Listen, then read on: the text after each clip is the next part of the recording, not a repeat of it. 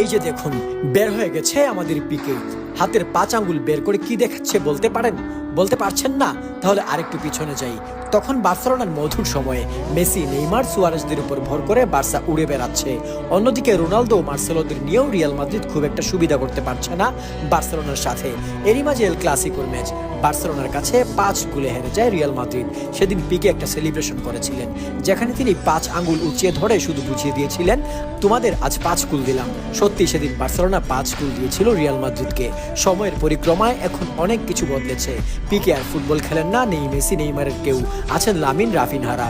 এবার তারাও সেই রিয়াল মাদ্রিদকে দিলেন 5 গোল। রিয়াল 5 গোল খাবে আর পিকে তার 5 আঙ্গুল বের করবেন না? তা হতে পারে না। তাই তো আজ যখন রিয়াল মাদ্রিদ 5 গোল খেলো, তখন তিনি আবার বের করে দিলেন তার 5 আঙ্গুল। আর এই ভিডিওটি সামাজিক যোগাযোগ মাধ্যমে ছেড়ে দিয়েছেন ফেব্রিজিও রোমানো। এই 5 আঙ্গুল যেন রিয়াল মাদ্রিদ ফ্যানদের সেই পুরনো ক্ষতে আবার আরেকটা নাড়া দিয়ে গেল। এদিকে আনন্দে আত্মহারা বার্সা ভক্তরা। একজন বার্সা ভক্ত হিসাবে আজ মনে হচ্ছে বার্সেলোনাকে ভালোবেসে হয়তো ভুল করিনি। পরাজয়ের গ্লানি, অপমানের লজ্জা, বারবার অপদস্থ হওয়ার বেদনা, সবকিছুই সহ্য করা লাগছে একজন বার্সা ফ্যান হিসেবে। ছোট থাকতে এই দলটার সুন্দর খেলাও হয়তো বুঝতাম না। এরপরে ফুটবল নামক জিনিসটা শোনার পর থেকেই কিভাবে জানি না বার্সেলোনার ফ্যান হয়ে যাই। সেই থেকে শুরু একটা দলের প্রতি অগাধ ভালোবাসা, একটা দলের প্রতি এত টান। এই স্বার্থ ছাড়া পাগলামির কোনো মানে আছে? যে বার্সেলোনা বারবার মন মেজাজ খারাপ হওয়ার কারণ, সেই বার্সেলোনাই বারবার আবেগে ভাসিয়ে সেই সব কষ্ট দুঃখ ভুলায় দেয়। বার্সা ফ্যানদের নাকি আবেগটা বেশি, হবে নাই বা কেন?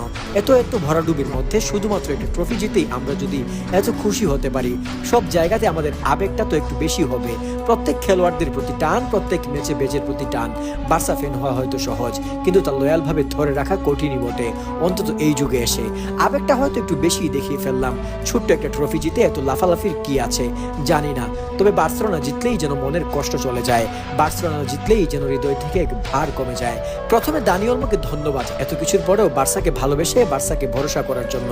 পৃথিবীর অন্য যে কোনো খেলোয়াড় হলে হয়তো চলে যেত। আজকে বার্সা 11-এ এবং সাবে যারা ছিল হয়তো সিজনের অন্যতম সেরা ম্যাচটা কাটিয়েছে। বিশেষ করে পেদ্রি এবং কাসাদো জাস্ট আগুন ছিল।